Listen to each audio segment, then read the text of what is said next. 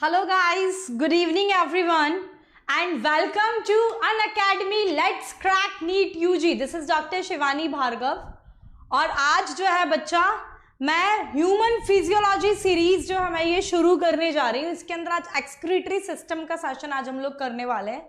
Most probably अगर आज कुछ सेक्शन रहेगा हम उसे कल कंप्लीट कर लेंगे, ठीक है।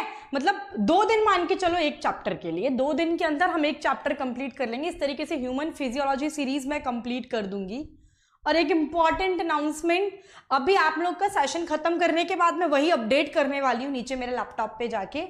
तो नीट और एम्स के क्वेश्चन पेपर का जो सीरीज है वो टेस्ट फॉर्मेट में, बॉटनी जूलॉजी सेक्शन मिक्स, कुछ सेपरेट करके लूंगी, कुछ मिक्स लूंगी। बट जिस दिन सेशन लगाऊंगी ना तो एक दिन मानो कि 4 घंटे की क्लास होगी, लेकिन गैप से होगी, 10-10, 15-15 मिनट या फिर 1-1 घंटे के गैप से होगी।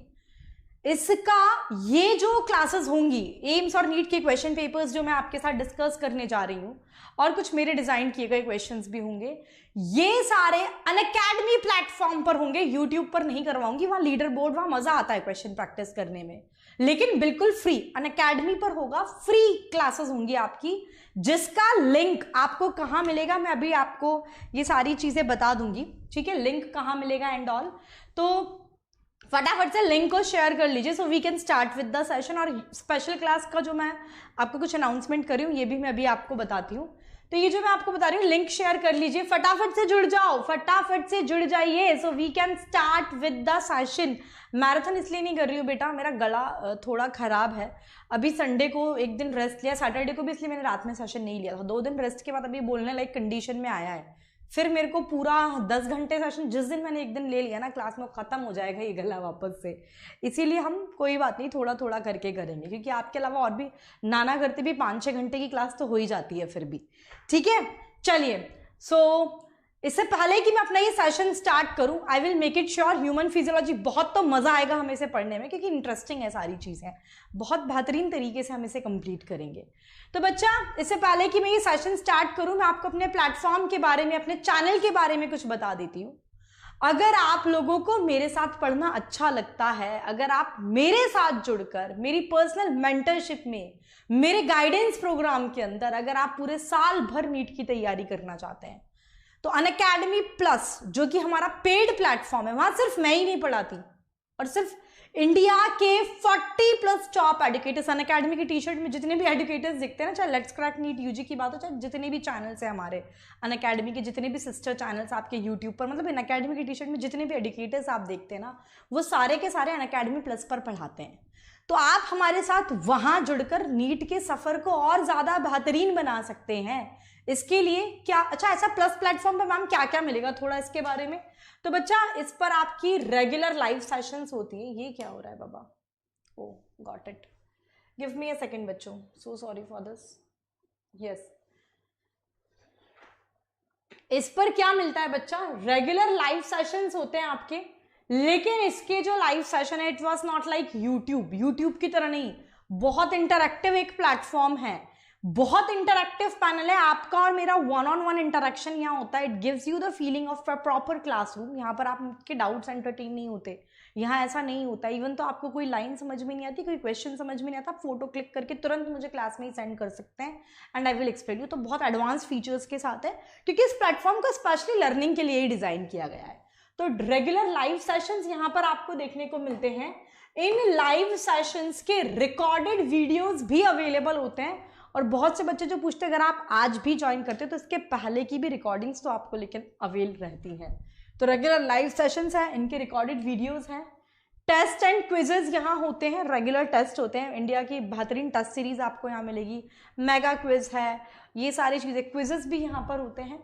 और तीसरा स्टेप जो है, यहाँ पर इंडिया के टॉप मोस्ट एडुकेटर्स द्वारा after your completion of course revision series चलाई जाती है। Capsule course, rank booster course, success booster course, ऐसा बेहतरीन सीरीज के द्वारा रिवीजन भी करवाया जाता है। और सबसे खास चीज जो है मेरे इस प्लेटफॉर्म की, it is the unlimited access. इसका मतलब ये है just with a single subscription, केवल एक मात्र सब्सक्रिप्शन से आप इतने सारे जो एडुकेटर्स हैं वो सारे आपके लिए अनलॉक हो जाते हैं। यानी कि आपकी मर्जी है, जिस एडुकेटर के साथ आपका फ्रीक्वेंसी मैच करता है आप उनके साथ स्टार्ट कर सकते हैं। सिर्फ बायो ही नहीं, फिजिक्स, केमिस्ट्री और बायोलॉजी के an number of variety of educators सब अनलॉक है केवल एक मात्र सब्सक्रिप्शन में। आप कैसे मेरे साथ अनअकैडमी प्लस पर जुड़ सकते हैं? सिंपल सा स्टेप है, प्ले स्टोर पर जाएंगे, प्ले स्टोर पर जाकर अनअकैडमी के लर्निंग ऐप को आप इंस्टॉल करते हैं। जैसे ही आप इस ऐप को इंस्टॉल करेंगे इसके तुरंत बाद ना गेट सब्सक्रिप्शन या प्लस सब्सक्रिप्शन का ऑप्शन आता है आप लोगों के सामने, आप उस पर क्लिक करेंगे। फिर वो आपसे आपकी स्ट्रीम पूछता है जिसमें आपको नीट यूजी जो है, नीट यूजी कैटेगरी को बिलोंग करते हैं, ये भरना है। फिर इस तरीके के सब्सक्रिप्शन ऑप्शंस अवेलेबल हैं आपकी स्क्रीन पर। 1, 3, 6, 12 एंड 24 मंथ के सब्सक्रिप्शन ऑप्शंस अवेलेबल होते हैं बच्चा। जितने ज्यादा ड्यूरेशन का सब्सक्रिप्शन है उतना ही ज्यादा कॉस्ट इफेक्टिव है। वैसे भी हम नीट की तैयारी कर रहे हैं तो 1 से 2 साल मुझे तैयारी में लगेगा, 1 से 2 साल लगना ही लगना है। यानी कि अल्टीमेटली आपको सब्सक्रिप्शन तो 1 ईयर या 2 ईयर ऑप्शन को ही ऑप्ट करना पड़ेगा। बट इसे टुकड़ों में ना लेते हुए हम डायरेक्टली लेंगे। क्यों? क्योंकि ये पॉकेट फ्रेंडली है, बहुत ज्यादा कॉस्ट इफेक्टिव भी है। कैसे? तो देखिए, 3 महीने का सब्सक्रिप्शन 15,000 का, इस हिसाब से 6 महीने मुझे 30,000 देने पड़ेंगे। पर 30,000 में तो पूरा 1 ईयर का सब्सक्रिप्शन मुझे मिल जाएगा। और 1 साल की फीस में मुझे सिर्फ 1 महीने का पेमेंट एक्स्ट्रा करना है। इस 1 मंथ के एक्स्ट्रा पेमेंट में मुझे पूरा 1 साल फ्री मिलता है। यानी कि 2 ईयर का सब्सक्रिप्शन नाम के लिए ड्यूरेशन वाइज 2 ईयर है, बट मैं अगर पॉकेट वाइज देखूँ मेरे तो 1 साल है, मैंने एक महीने की ही फीस एक्स्ट्रा पे की, उस 1 महीने में मुझे पूरा 1 साल मिला है। तो 2 year is the best option to opt. Whether your target is NEET 2021 और 2022, मेरे हिसाब से 2 year is the best option. क्यों? अगर आपका सिलेक्शन हो जाता है मान लो, तो आप इसे किसी और को कैरी फॉरवर्ड भी कर सकते हैं। 1 साल का सब्सक्रिप्शन जहाँ से 27,000 में 30,000 में पड़ता, आप 5-6 हज़ार ही तो एक्स्ट्रा लेके उसे पूरा साल भर का सब्सक्रिप्शन दोगे, कोई भी ले लेगा। ठीक है? और इस फीस को कम करने का और भी तरीका है बच्चों। ये प्रोसीड टू पे के पहले ना यहाँ पर एक कोड अप्लाई करने के लिए आता है। आप इसमें मेरा नाम भरेंगे, शिवानी, ये कोड आप अप्लाई करेंगे। इस कोड को अप्लाई करने के बाद प्रोसीड टू पे पर क्लिक करेंगे और उसका स्क्रीनशॉट तुरंत ले लेंगे। इस कोड को अप्लाई करने, जो कि सिंपल सा मेरा नाम है शिवानी, इस कोड को अप्लाई करने के बहुत सारे फायदे हैं। सबसे पहला फायदा आपको अप्लाई करते ही दिख जाएगा, तुरंत आपकी स्क्रीन पर आपको फीस पर सीधा 10% का डिस्काउंट मिलता है। आपको आपकी फीस पर 30 से 27 हो गया, 36 से 32,000 ही रह गया, तो फीस पर सीधा 10% का डिस्काउंट, प्लस आप डायरेक्टली मेरी मेंटरशिप में आ जाएंगे, मेरे गाइडेंस प्रोग्राम में आ जाएंगे, मेरे व्हाट्सएप ग्रुप का एक पार्ट बन जाएंगे, मेरे सुपर 80s का एक पार्ट बन सकते हैं। और आपको फिजिक्स, केमिस्ट्री, बायोलॉजी तीनों का कोटा का टॉप मोस्ट स्टडी मटेरियल आप तक पहुंचाया जाता है एकदम फ्री ऑफ कॉस्ट। और भी बहुत सारी चीजें, as I told you 90% students are hard working in competitive exam, but only 2 to 3% student get selected. तो क्या ऐसा वो 2 से 3% बच्चे करते हैं? तो वो स्ट्रैटेजी अगर मैं डे 1 से कोई आपको मेंटर करने वाला मिल जाए कि इस क्वेश्चन को इस तरीके से सॉर्ट आउट करना होता है, इस लाइन से ये क्वेश्चन आता है, इस क्वेश्चन में 90% बच्चा ये सोच के मिस्टेक कमिट करता है, बेटा आपको नहीं करना है, शॉर्ट नोट्स ऐसे बनाने हैं, बैक पोर्शन कैसे कवर करना है, रिविजन स्ट्रैटेजी कैसा होना चाहिए, अगर ऐसा कोई गाइड करने वाला मिल जाए तो I think anybody can crack NEET, वो भी अपने ड्रीम मेडिकल कॉलेज के साथ, बशर्ते कि स्टूडेंट हार्ड वर्किंग और डेडिकेटेड होना चाहिए। यही स्ट्रैटेजी मेरे सुपर 80s में है। तो if you are a serious NEET aspirant, if you are dedicated and hard working enough, then you are most welcome to my super 80s। You can use this code, that is the Shivani, and directly come to my super 80s। ठीक है? It is all about this. आप बच्चा का screenshot लेके मुझे कहाँ भेजोगे? मैं अपना कॉन्टैक्ट नंबर शेयर कर लेती हूँ, then we will start with the session. 9549406721, this is my contact number. आप मुझे यहां पर कॉन्टैक्ट कर सकते हैं। ठीक है? चलिए, इज इट क्लियर? चलो let's get started with the session. All my dear students, कहाँ रह गए? जल्दी जल्दी से आ जाओ, जल्दी से आ जाओ, so we can start. Just give me a single second बेटा। यस, चलिए सुनो मेरी बात। एनसीईआरटी एज इट इज यहां पर है, अपनी एनसीईआरटी साथ में खोलकर लेके बैठ सकते हैं। पहले सिर्फ ध्यान से सुनोगे मेरी बात, पीडीएफ भी मिल जाएगा, एनसीईआरटी आपके पास है, एक्स्ट्रा क्या नोट करना है सब मिल जाएगा। पहले ध्यान से समझ लीजिएगा, क्योंकि मैं चाहती हूँ कि मेरे जो स्टूडेंट्स हैं वो बहुत अच्छे से इस चीज़ को हैंडल कर पाएँ। चलिए let's get started with the session. एक सेकेंड में इसका सेटिंग कर दूँ जिससे कि मुझे दिखता रहे कि आप लोग के बीच में कुछ गड़बड़ तो नहीं हो रही है। तो हम लोग के चैप्टर का नाम ही है बच्चा एक्सक्रीटरी सिस्टम, एक्सक्रीटरी प्रोडक्ट। आप एनसीईआरटी के अंदर देखोगे excretory products and there elimination, यानी कि आप सबको पता ना हमारा ह्यूमन बॉडी के अंदर बहुत सारे मेटाबॉलिज्म से और भी बहुत सारी चीज़ों से एक्सक्रीटरी वेस्ट प्रोडक्ट इकट्ठा होता है और वो बाहर भी निकलता है। हम एक्सक्रीटरी यूरिन पास आउट करते हैं, फीकल डिस्चार्ज करते हैं, जो एक्सक्रीटरी वेस्ट प्रोडक्ट है हमारी बॉडी से बाहर भी जाता है। तो इस पर्टिकुलर चैप्टर के अंदर हम इसी चीज़ के बारे में डील करेंगे कि वो एक्सक्रीटरी प्रोडक्ट्स कौन से हैं और उनका एलिमिनेशन कैसे होता है। ठीक है बच्चा, इसका डिटेल डिस्कशन हम लोग करने वाले हैं। तो इसी बेस पर पहले सुनते जा रहा हूं बहुत ध्यान से, इसी बेस पर कि एक्सक्रीटरी प्रोडक्ट ना बच्चे, एक तो अमोनिया भी है, एक यूरिया भी है, एक यूरिक एसिड भी है। तो ये जो different type of excretory products की जो मैंने बात की है, अमोनिया भी है, तो यूरिया भी है, तो यूरिक एसिड भी है। तो एक्सक्रीटरी प्रोडक्ट्स के बेस पर ही एनिमल्स को, 3 ऑर्गेनिजम्स को 3 क्लासेस के अंदर क्लासिफाई कर दिया गया है, 3 ग्रुप्स के अंदर क्लासिफाई कर दिया गया है। That is they are the ammonotelic, ठीक है। Second one is the ureotelic and third one is the uricotelic. ये 3 ग्रुप्स हैं बेटा, ठीक है। एक्सक्रीटरी प्रोडक्ट्स के बेस पर ये 3 ग्रुप्स में डिवाइड कर दिया है इनको, ammonotelic organisms, ureotelic and uricotelic. It sounds like the thing कि what does it want to say, नाम से ही पता लग रहा है। अगर जैसे एक्सक्रीटरी वेस्ट प्रोडक्ट जैसे कुछ ऑर्गेनिजम्स अमोनिया रिलीज करते हैं उसके अंदर, तो जिन ऑर्गेनिजम्स के अंदर एक्सक्रीटरी वेस्ट प्रोडक्ट उनका हो अमोनिया, नाम से ही क्लियर हो रहा है बेटा वैसे भी, अमोनिया हो तो इसको हम कहते हैं अमोनोटैलिक ऑर्गेनिज्म। अगर यही एक्सक्रीटरी वेस्ट प्रोडक्ट हो यूरिया फॉर्म में ये रिलीज आउट करे तो इसे हम कहते हैं यूरियोटैलिक ऑर्गेनिज्म। और अगर एक्सक्रीटरी वेस्ट प्रोडक्ट हो आपका यूरिक एसिड तो इसे हम कहते हैं uricotelic organisms. Is it clear to all my dear student? Simple सी चीज बताई कि ये जो आपके एक्सक्रीटरी वेस्ट प्रोडक्ट जो हैं, whether it is ammonia, whether it is urea, whether it is uric acid, इस बेसिस पर हमने ऑर्गेनिजम्स को क्लासिफाई कर दिया। अगर एक्सक्रीटरी वेस्ट प्रोडक्ट अमोनिया है तो इट इज अमोनोटैलिक, अगर आपका एक्सक्रीटरी वेस्ट प्रोडक्ट यूरिया है तो इट इज यूरियोटैलिक, और अगर आपका excretory waste product uric acid है तो इट इज द यूरिकोटैलिक। कौन होते हैं, क्या होता है, हम बात करेंगे। एक चीज और सुनो, वैसे क्या होता है इसके एग्जांपल्स की बात मैं करूंगी, बट एक चीज मैं नोट्स खुद बनवाऊंगी, एनसीईआरटी की लाइंस पीडीएफ में मिलेंगी, पीपीटी में, किस तरीके से आपको एनसीईआरटी पढ़ने में क्योंकि दिक्कत होती है ना, तो किस तरीके से सिंप्लीफाइड कर सकते हैं, मैं सेशन के दौरान ही बनाती चली जाऊंगी, लेकिन अभी सिर्फ कॉन्सेंट्रेट करें। दूसरी चीज बच्चा, ये जो एक्सक्रीटरी वेस्ट प्रोडक्ट की मैंने बात की है ना, तो अमोनिया जो है सबसे ज्यादा टॉक्सिक अगर कोई चीज है ना इसके अंदर, जो एक्सक्रीटरी वेस्ट की जो मैं बात कर रही हूं, सबसे मोस्ट टॉक्सिक, सबसे ज्यादा टॉक्सिक होता है आपका अमोनिया।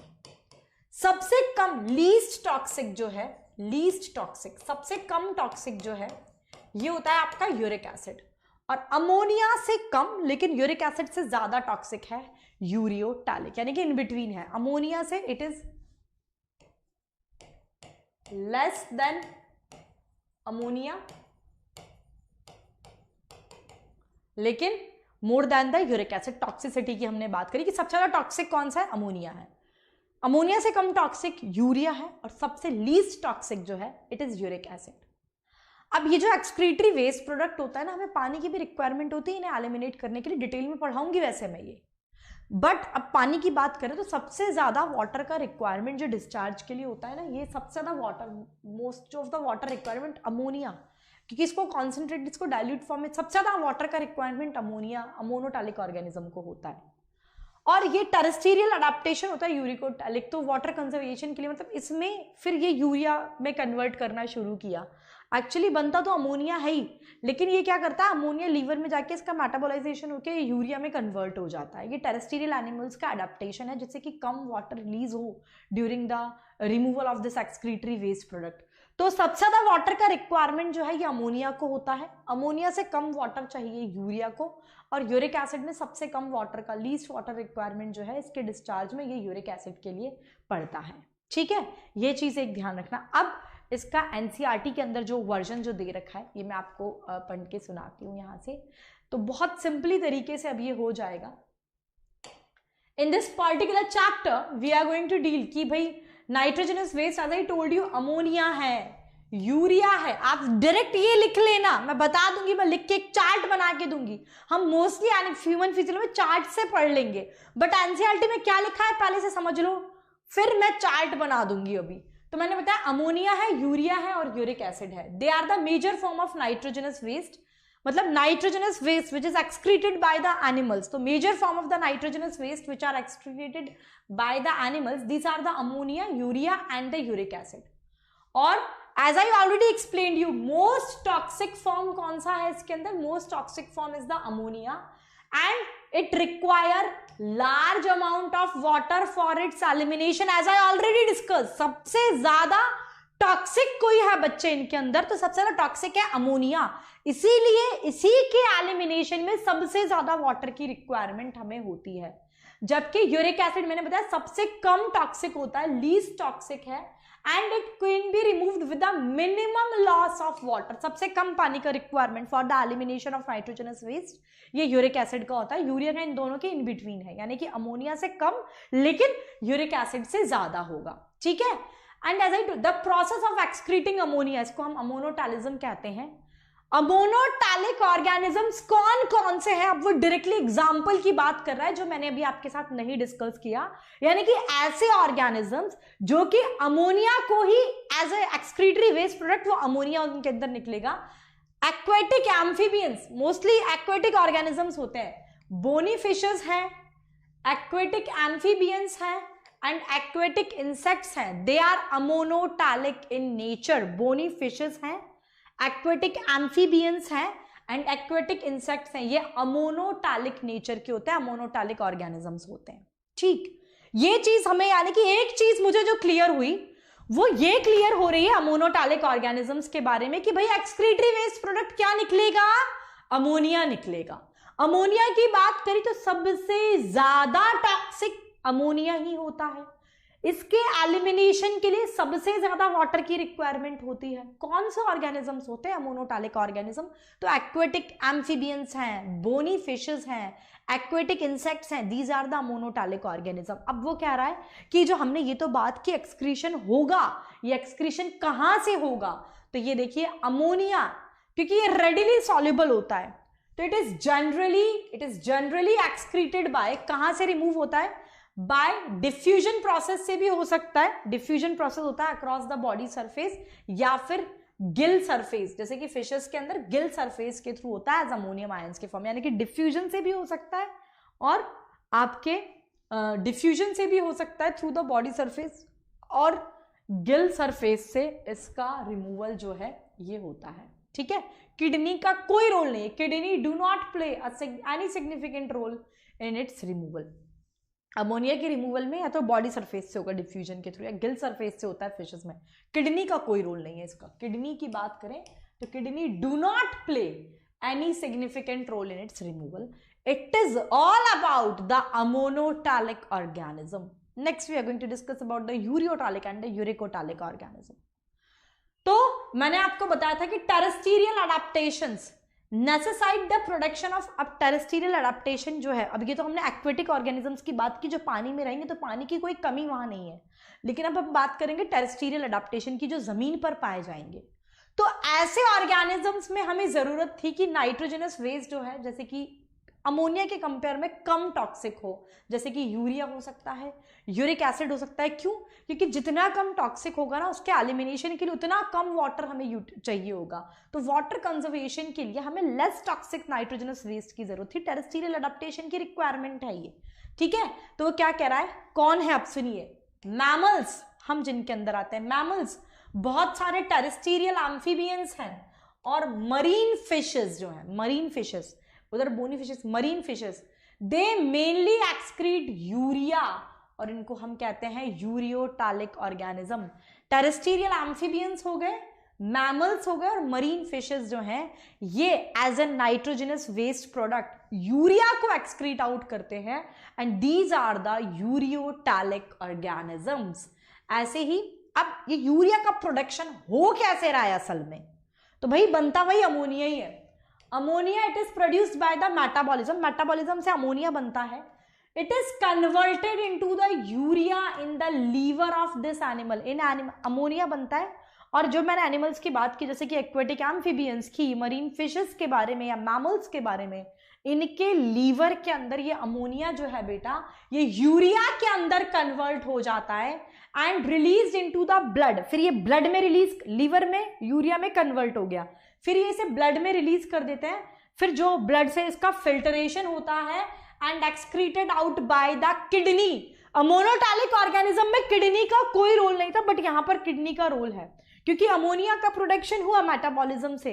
इन ऑर्गेनिजम्स के लीवर में ये अमोनिया यूरिया के अंदर कन्वर्ट हो जाएगा, तो यूरिया आ गया, अभी इसको ये ब्लड में रिलीज कर देते हैं, फिर इसका फिल्टरेशन होता है and it is excreted by the kidney. Some amount of urea, ये आपके पूरा का पूरा नहीं रिमूव करता, कुछ अमाउंट में यूरिया किडनी के अंदर ही रह जाता है of some of this animal to maintain osmolarity को मेंटेन करने के लिए। ठीक, this is about the ureotelic organism.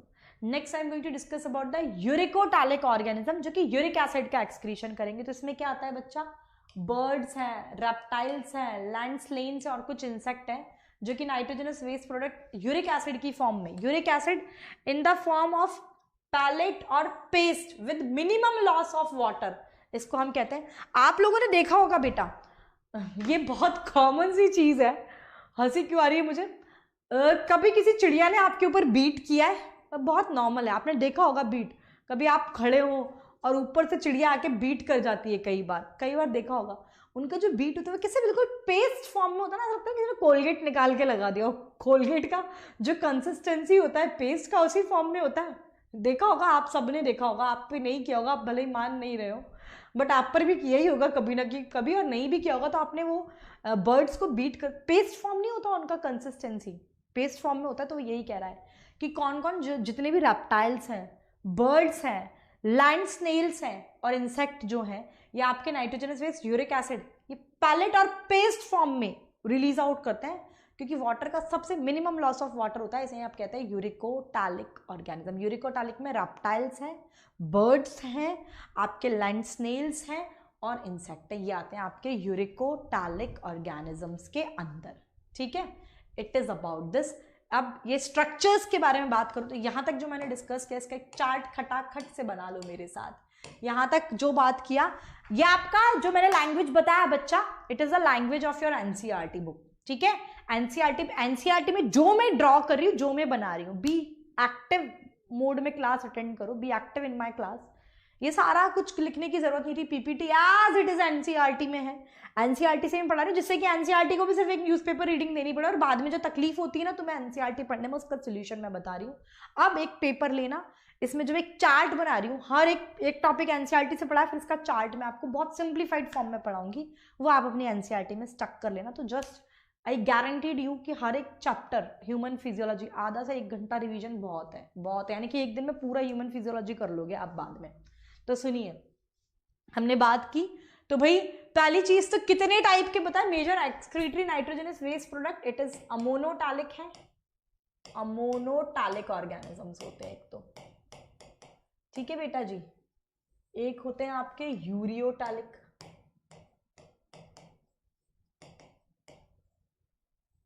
और एक होते हैं बेटा यूरिकोटैलिक ऑर्गेनिजम्स। ठीक है, ये चीजें हमने यहां पर डिस्कस की, इसे चार्ट बना लेना आप। नाइट्रोजनस एक्सक्रीटरी वेस्ट प्रोडक्ट के बेसिस पर हमने ये क्लासिफिकेशन किया है।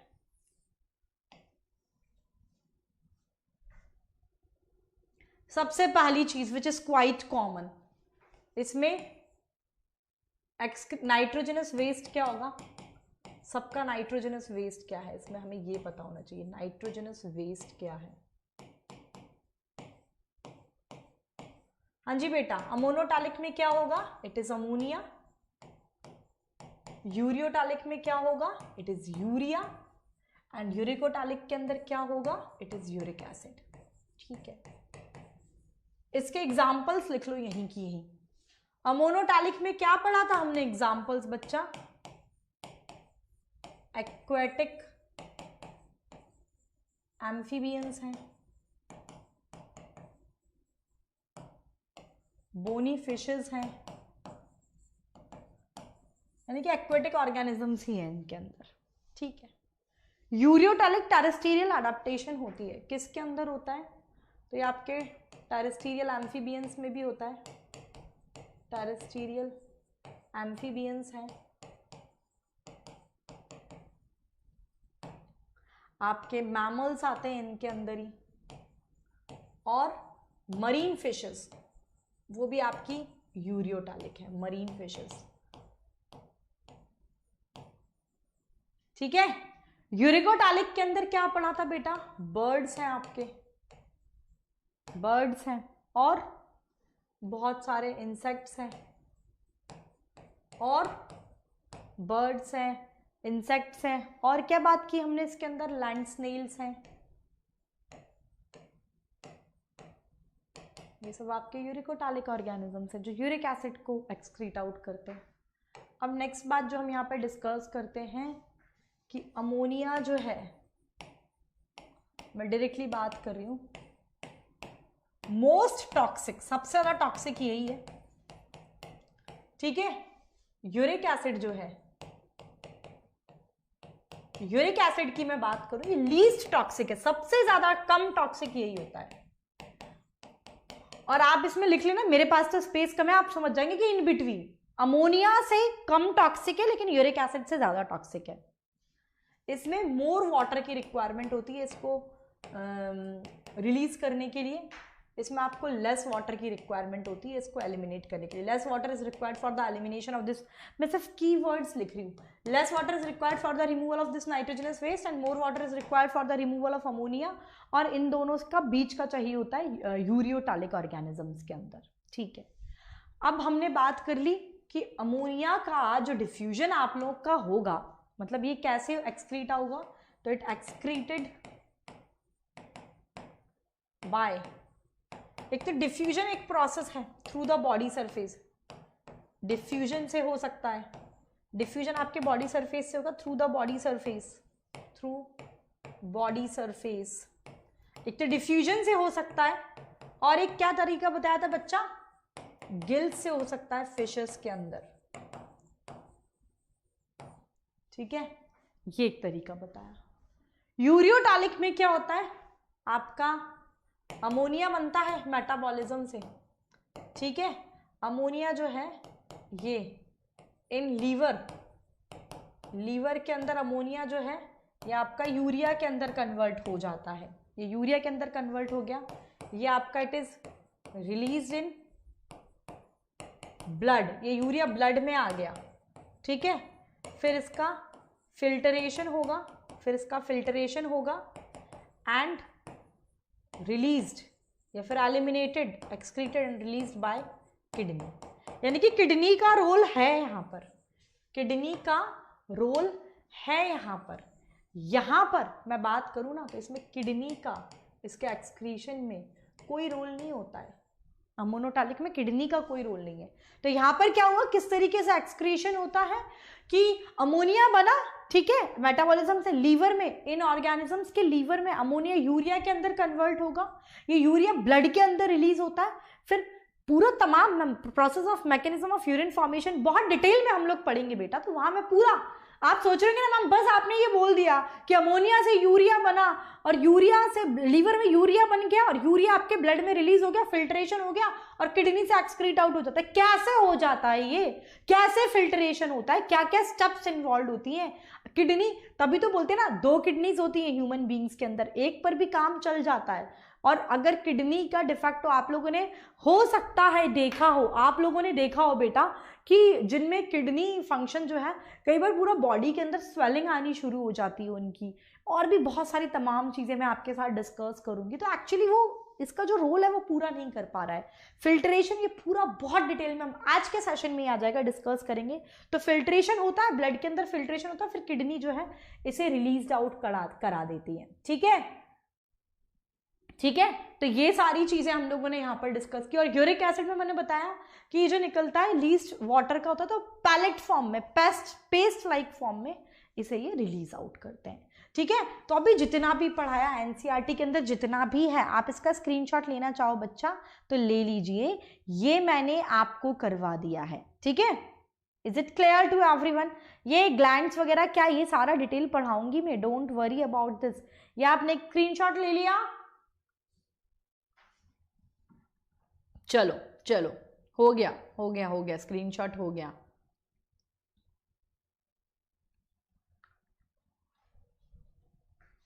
अब सुनिए इसके बाद की कहानी।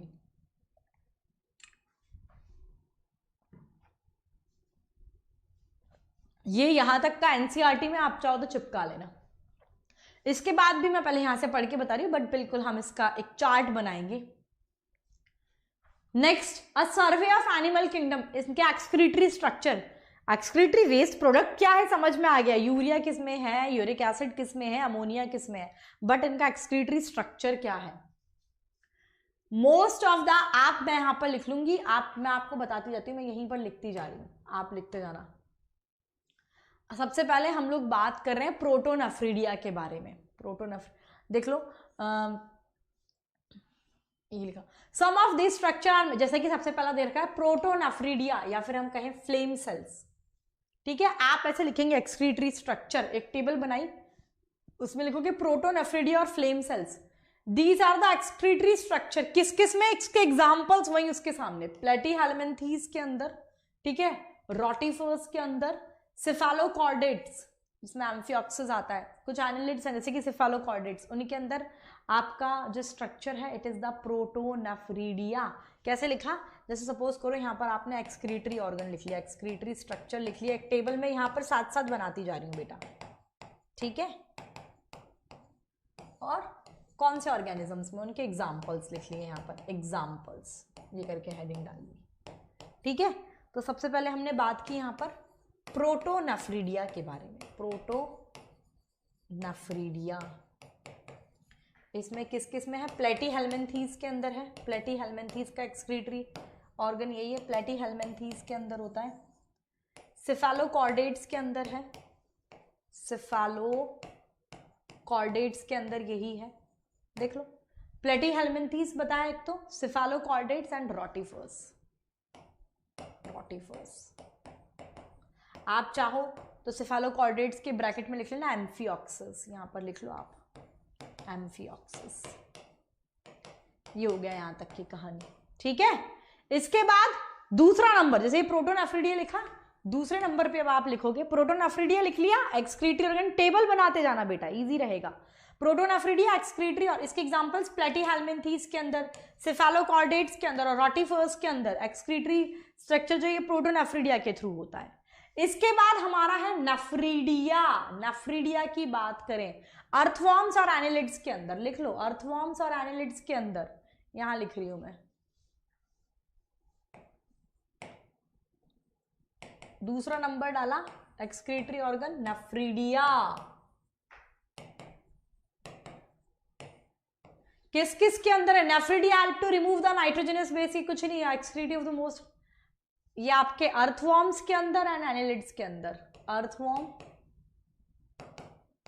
अर्थवॉर्म एंड एनालिड्स के अंदर आपका एक्सक्रीटरी स्ट्रक्चर क्या होगा बेटा, नेफ्रिडिया होता है। इसके बाद आ जाओ आप डायरेक्टली एंटीनल ग्लैंड्स और green glands, they perform the antennal glands और ग्रीन ग्लैंड्स के बारे में।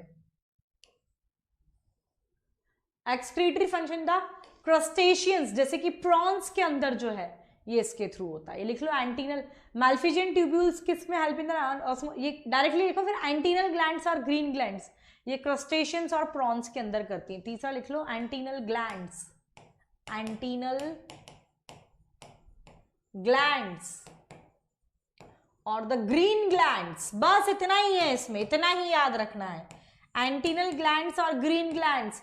एनसीईआरटी पढ़ने में दिक्कत आती है सिंप्लीफाइड फॉर्म में। एनसीईआरटी का वर्ड टू वर्ड के सिंप्लीफाइड नोट्स मैं ऐसा ही करवाऊंगी बेटा, ठीक है। एनसीईआरटी के नोट्स एज इट इज बनाते जाइए, एनसीईआरटी को ही सिंप्लीफाइड फॉर्म में रिप्रेजेंट कर रही हूं मैं। तो एंटीनल ग्लैंड्स और ग्रीन ग्लैंड्स जो हैं ये आपके इसके एग्जांपल्स है क्रस्टेशियंस के अंदर, जैसे कि प्रॉन्स के अंदर। यही आपका एक्सक्रीटरी स्ट्रक्चर है। बस ये हो गया यहाँ तक का कहानी। ह्यूमन एक्सक्रीटरी सिस्टम बेहद इंपॉर्टेंट और ये बेसिक है। तो मैं साइड हट जाती हूँ, ठीक है। तो ये देखो अपन ने उधर ये चार्ट ये बना लिया, यहीं पर पहले अमोनोटैलिक, यूरियोटैलिक और यूरिगोटैलिक का चार्ट बनाया, फिर एक्सक्रीटरी स्ट्रक्चर उसके एग्जाम्पल्स का चार्ट बनाया। तो सबसे पहले हमने क्या यहाँ पर डिस्कस किया बेटा, हमने डिस्कस किया प्रोटोनेफ्रिडिया, प्लेटीहेल्मिन्थीज, सेफेलोकॉर्डेट्स और रोटिफर्स। इनके अंदर ये आपका एक्सक्रीटरी स्ट्रक्चर जो है इनके अंदर ये होता है। दूसरा उसके बाद नेफ्रिडिया, नेफ्रिडिया का हम लोगों ने क्या बताया, it is the earthworm and annelids इसके एग्जाम्पल है। और फिर हमने एंटीनल ग्लैंड्स और ग्रीन ग्लैंड्स का लिख लिया, क्रस्टेशियंस लाइक प्रॉन्स, ये इसका एक्सक्रीटरी स्ट्रक्चर है, ठीक है। Is it clear to all my dear ones, is it clear, is it clear. ये कौन है, किरल कार्बन, लगता है भैया डिफेक्टिव बंदा है ये बंदा डिफेक्टिव है, ये एक्सक्रीट आउट नहीं करते हैं, तो भाई कोई ना कोई बीमारी है बच्चे अगर आप नहीं कर रहे, आपको अबनॉर्मल लग रहा है तो कोई ना कोई बीमारी है भाई। जाओ जाओ डॉक्टर को दिखाओ, सर्वाइव ही नहीं कर पाते, ऊपर परलोक से धार जाओगे, ऐसा नहीं हुआ तो, ठीक है। तो बेवकूफ़ियाँ करने मत, क्लास अटेंड किया करो। आधा घंटा 45 मिनट से बंदा सेशन देख रहा है, बेवकूफ़ी कर रहा है, लेकिन सेशन के अंदर क्या मतलब है यार। Is it clear to all my dear students. NCERT के सिंप्लीफाइड नोट्स, मैंने सोचा है पूरा ह्यूमन फिजियोलॉजी ऐसे ही पढ़ाऊंगी आप लोग को। एनसीईआरटी बिल्कुल यहाँ पर पीडीएफ में चलेगी, उसको सिंप्लीफाइड फॉर्म में यहाँ करती जाऊंगी, आपको भी ऐसे ही पढ़ना है, ठीक है। अब भाई बेहद interesting and one of the most important one, this is the, ठीक है। अब next we are going to discuss about the human. Pitch same नहीं रहती, ऐसा हो रहा है ताहिरा, बच्चा पता नहीं ऐसा क्यों हो रहा है, बाकी ऐसा होता तो नहीं है।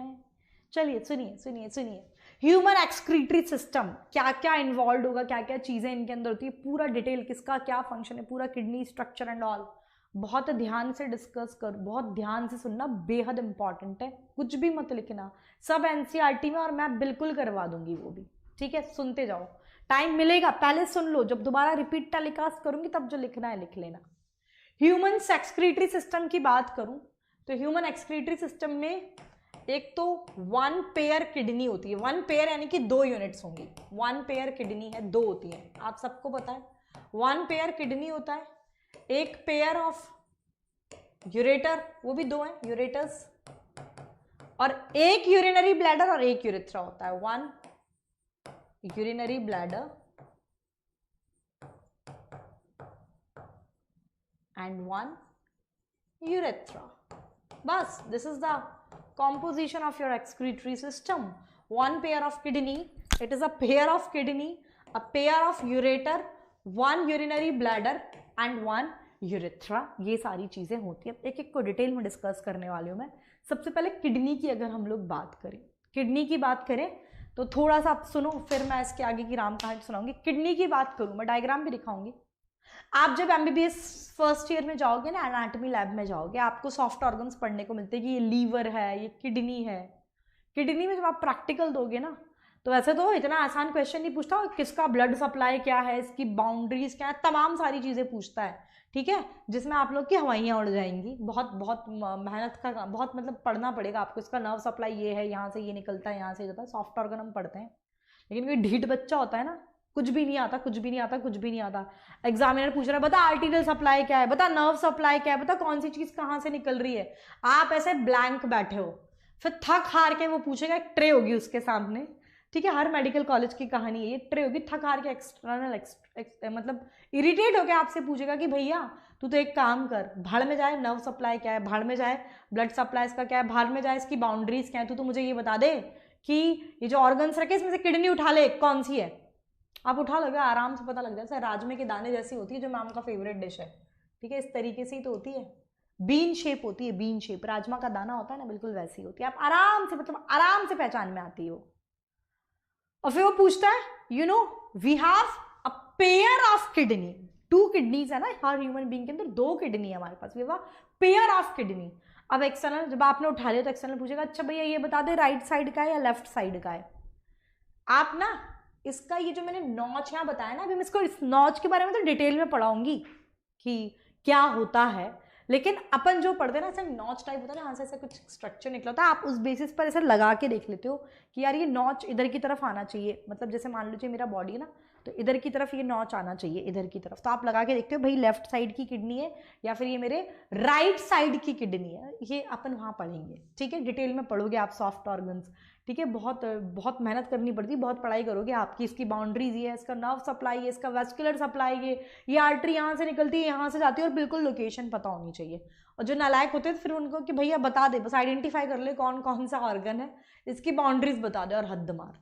तो किडनी की अगर हम लोग बात करें तो मैंने बोला आप आसानी से पहचानते हो, क्योंकि एकदम क्या होता है, ये एक रेडिश ब्राउन कलर की, जैसे राजमा का दाना होता है ना, रेडिश ब्राउन कलर का ही तो होता है, बीन शेप स्ट्रक्चर है, जो कि सुनिए वहां तो बहुत डिटेल में पढ़ोगे इसकी बाउंड्रीज, हर ऑर्गन की बाउंड्रीज पढ़ते हैं, कहां से कहां तक लोकेटेड, पूरा एग्जैक्टली बॉडी के अंदर उसका पोजीशन क्या है, ठीक है, जैसे आप अपनी लोकेशन भेजते हो ना कि मैं यहाँ पर हूँ एग्जैक्टली, वैसे पूरी लोकेशन बतानी पड़ती है, बट उतना हमारे डिटेल में नहीं है, हम थोड़ा सा पढ़ेंगे। हमने ये देख लिया किडनी आसानी से पहचान में, आपको भी अगर मैं अभी दिखाऊं, मैं कोशिश करूंगी मैं डायग्राम्स आपको शो करूं, एनसीईआरटी वाले नहीं, ओरिजिनल डायग्राम्स की मैं बात करूँ, मैं शो करूंगी आपको, ठीक है, नेक्स्ट सेशन में मैं करती हूँ।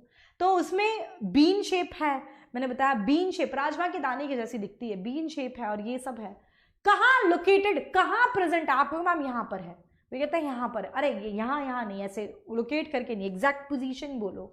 तो भाई bean shape which is situated last thoracic और थर्ड लंबर वर्टिब्रा, जो लास्ट थोरासिक वर्टिब्रा है और थर्ड लंबर वर्टिब्रा के बीच में आपकी किडनी प्रेजेंट होती है, close to the dorsal inner wall of abdominal cavity. कहा?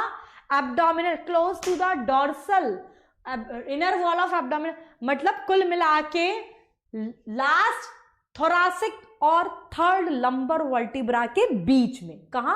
लास्ट थोरासिक और थर्ड लंबर वर्टिब्रा के बीच में आपका kidney which is a bean shape structure, reddish brown in colour, इसका लोकेशन ये है। ठीक है, ये तो आपने लोकेशन की बात कर ली कि लोकेशन ये है, इसका कलर ऐसा है। अब इसके डायमेंशंस की बात करेंगे कि वेट कितना होता है एक किडनी का, लेंथ कितना है, विड्थ कितना है, डायमीटर कितना होता है।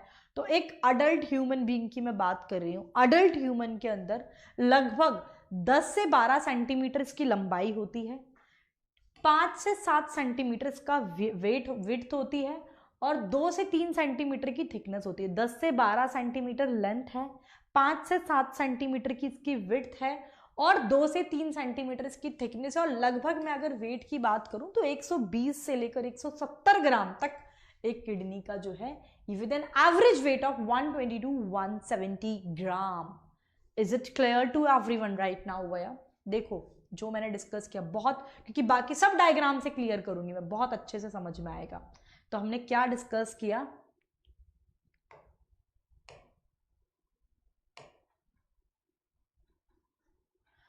वेट अ सेकंड गाइस,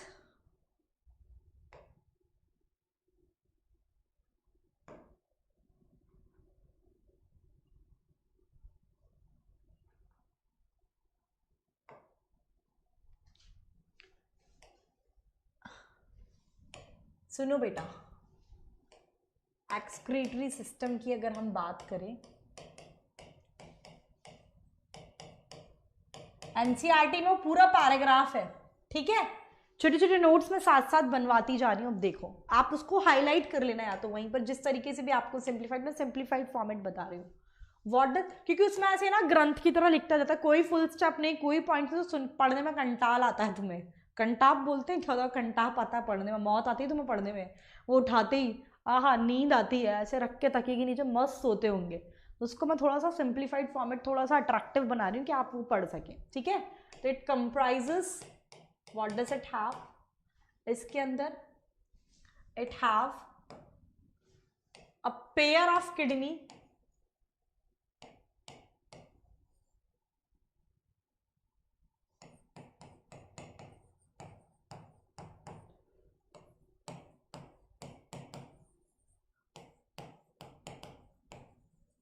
हाँ जी क्या क्या है, जल्दी तुम ही बताओ।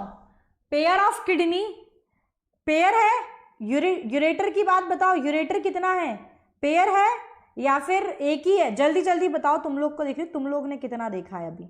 अब पेयर ऑफ किडनी, यूरेटर है, यूरिनरी ब्लैडर है, और क्या है बच्चा, यूरेटर है, यूरिनरी ब्लैडर है, और यूरेथ्रा है, यूरेथ्रा है।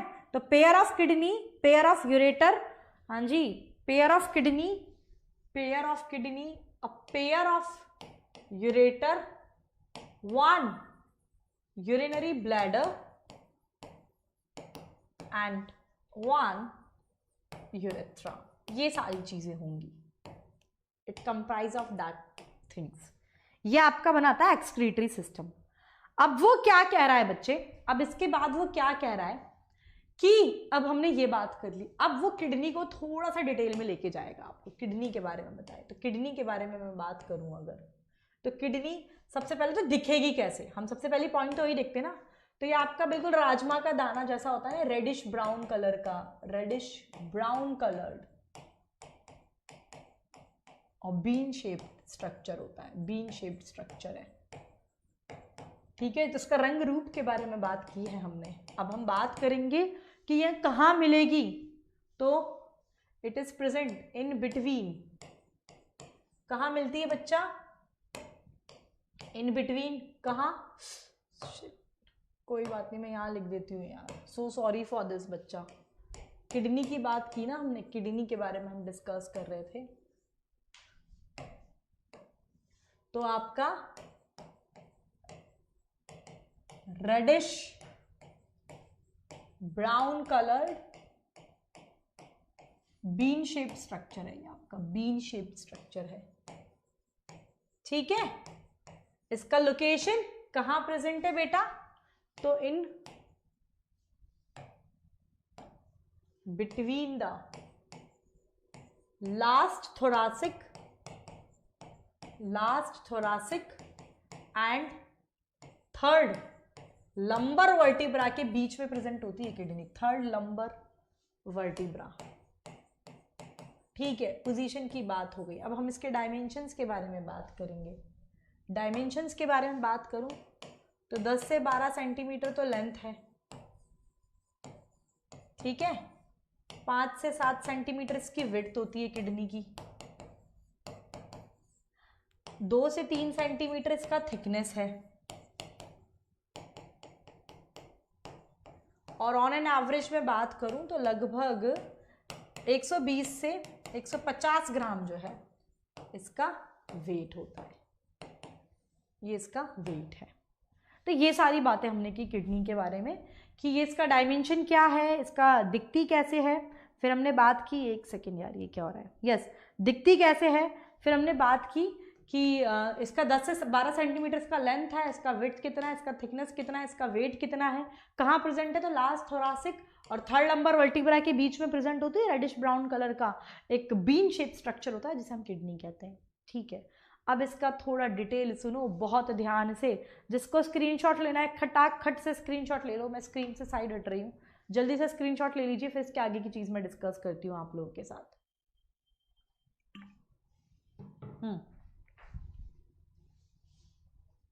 सुनते जाना बहुत ध्यान से, 120 से 150 नहीं सॉरी 170 लिख लेना बेटा। Towards the centre of the inner concave surface of A cavity, diagram दिखाती हूं, सी ओवर हियर, ये सेंटर जो है towards the inner concave surface of the kidney, ये कि नॉच प्रेजेंट है ना, कि नॉच लाइक स्ट्रक्चर, ये ऐसे बनाया ना मैंने, ये तो ये नॉच है ना, ये वाला जो नॉच है इनर कॉन्केव सरफेस ही थे, दिस इज द कॉन्केव ना, कॉन्केव सरफेस है inner, toward the inner concave surface there is a notch, this notch which is present over here, this notch, इसे हम क्या कहते हैं भाई, इसे आप क्या कहते हो, एक सेकेंड। तो ये जो नॉच लाइक स्ट्रक्चर जो प्रेजेंट होता है towards the inner concave surface of the kidney, there is a notch, जिसको हम कहते हैं, इसे कहा जाता है मेरे बेटा, इसे हम कहते हैं हीलियम।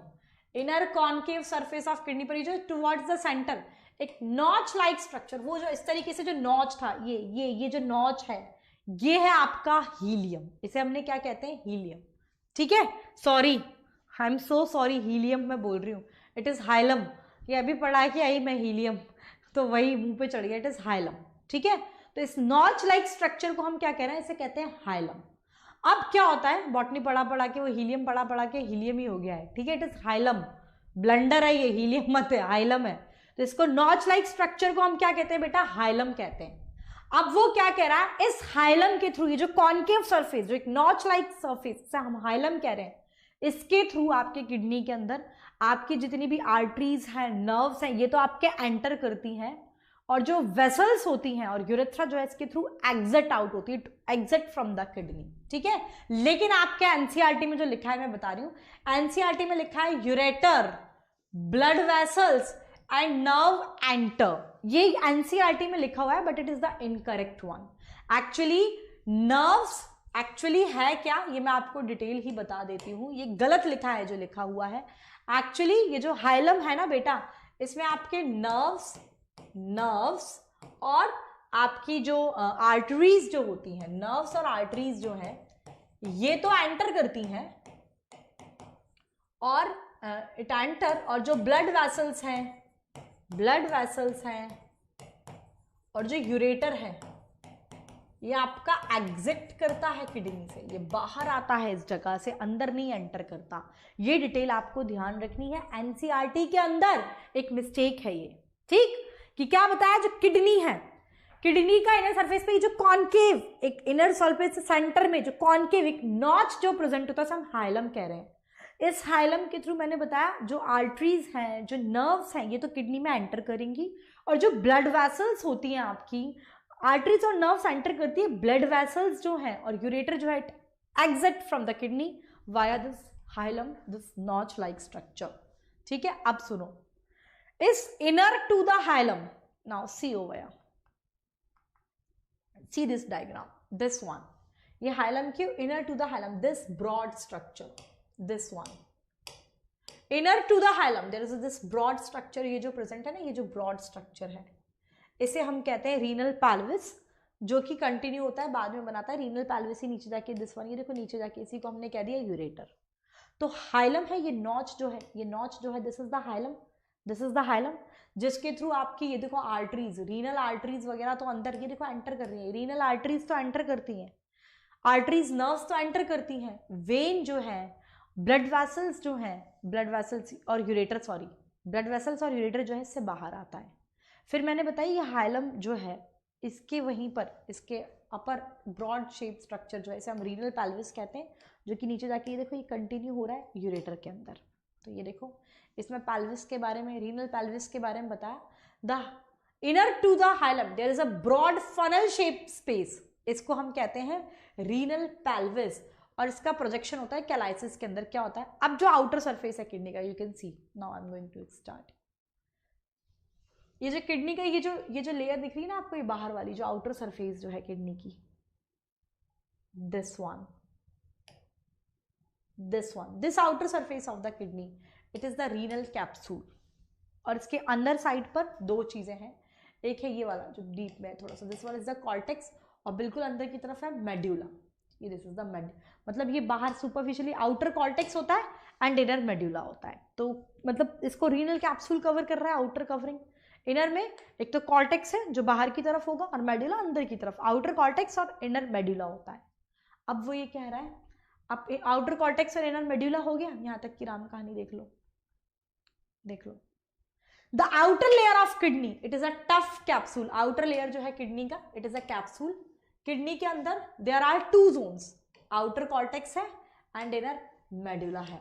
अब आपका जो मेडुला है बेटा, मेडुला भी कुछ कॉनिकल मासेस के अंदर डिवाइड होता है जिसे हम मॉड्यूलरी पिरामिड्स कहते हैं। आप इस डायग्राम में देखो, यहाँ से आपको ये जो पिरामिड्स दिख रहे हैं ना बेटा, ये वाले, ये जो पिरामिड्स आपको दिख रहे हैं, दिस वन, इस तरीके से पिरामिड्स दिख रहे हैं आपको, ये जो पिरामिड्स दिख रहे हैं, दिस वन, ये है आपके मेडुलरी पिरामिड्स, ठीक है। और ये जैसे कि इसका ये जो टिप है ना, तो ये जहाँ ये जो ओपन हो रहा है, ये जो टिप जहाँ ओपन हो रहा है, ये आपके माइनर कैलिक्स होते हैं, दिस वन, ये माइनर कैलिक्स होते हैं। और ये आपका ये पूरा ये एक मेजर, ये जो काला काला दिख रहा है ना अंदर, ये पूरा एक मेजर कैलिक्स है। आप एनसीईआरटी में डायग्राम देखो, कलरफुल है, क्लियर होगा। जैसे कि मैं आपको बताऊं क्या है, कुछ इस तरीके से है, सुनते जाओ। जैसे कि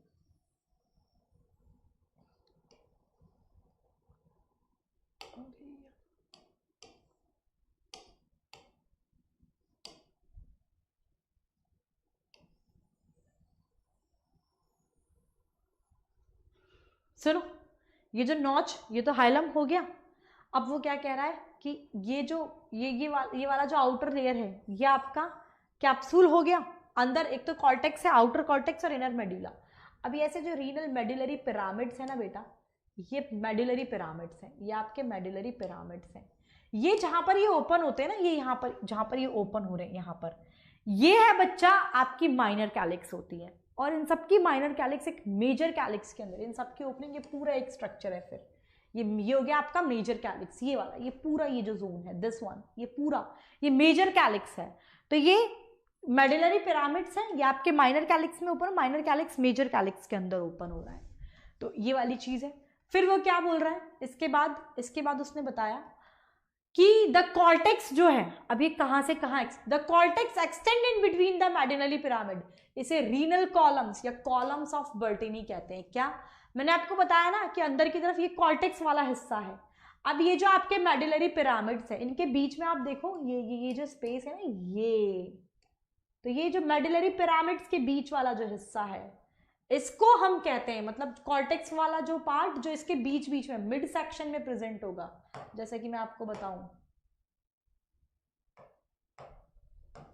जैसे कि किडनी है हमारी,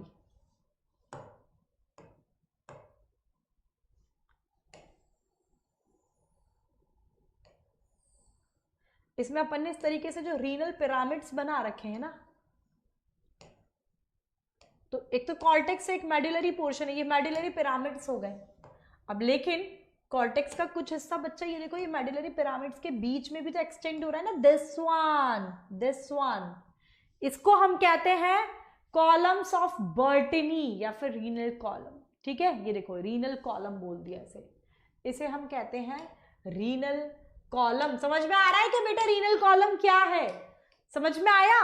सिंपल सी चीज, बहुत ध्यान से सुनो, समझ में आना चाहिए। Yes, extension of renal cortex in medulla, इसी को हम रीनल कॉलम या फिर कॉलम ऑफ बर्टिनी कह रहे हैं कि भाई ये एक तो नॉच लाइक स्ट्रक्चर प्रेजेंट है। इस नॉच को हमने हाइलम कह दिया, ठीक है। हाइलम्स में आर्टरीज और नर्व्स इसके अंदर एंटर होती है, ब्लड वेसल यूरेटर इसके थ्रू एग्जिट होता है। फिर हमने बात की कि यहाँ पर ये कॉनिकल शेप स्ट्रक्चर जो है, ये अपर ब्रॉड कॉनिकल शेप, ये रीनल पेल्विस है, ये बाद में एक्सटेंड होकर यूरेटर बना रहा है, तो ये रीनल पेल्विस हो गया। फिर हमने बात की जो किडनी है जिसकी कवरिंग है, तो आउटर मोस्ट तो जो होता है, outer most it is the capsule, ये जो कवरिंग आपको दिख रही है, this is the capsule. Innerly 2 zone है इसके, आउटर वाला, ये बाहर वाला सेक्शन तो हो गया कॉर्टेक्स, और अंदर की तरफ जो होगा ये होगा आपका मेडुला, ठीक है, ये आपका मेडुला हो गया। अब वो कह रहा है ये ऐसे मेडुलरी पिरामिड्स होते हैं, आप जैसे ये देख रहे हैं मेडुलरी पिरामिड्स हैं, ये मेडुलरी पिरामिड्स हैं।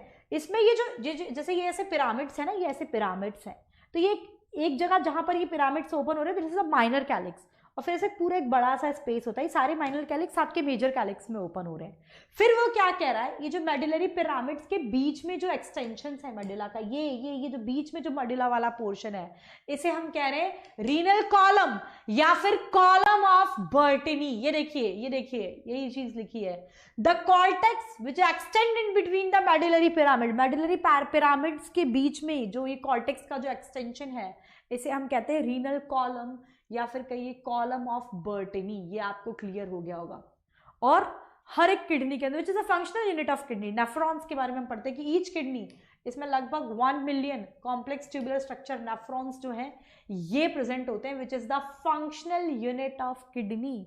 हर एक किडनी के अंदर लगभग 1 million nephrons tubular structure present होता है, नेफ्रॉन्स, इसको हम कहते हैं it is a functional unit. इसके दो पार्ट्स, अब इसका जो ये जो लिखी हुई है ना, इसको मैं डायग्राम से पहले समझाती हूँ, फिर आपको क्लियर होगा। You can see the diagrammatic representation of this. Give me a second, कहाँ गया भाई, हाँ ये रहा, देखो, it is a diagrammatic representation of A nephron showing the blood vessel, duct and tubule. बहुत ध्यान से सुनना, आपको क्लियर होगा बेटा, ठीक है, सुनते जाओ सुनते जाओ। हाँ जी, वन मोर थिंग बेटा जी, मैंने आप लोग को बताया कि एम्स और नीट का क्वेश्चन पेपर अनअकैडमी प्लेटफॉर्म पर करवाऊंगी, बिल्कुल फ्री है, कोई चार्जेस नहीं है।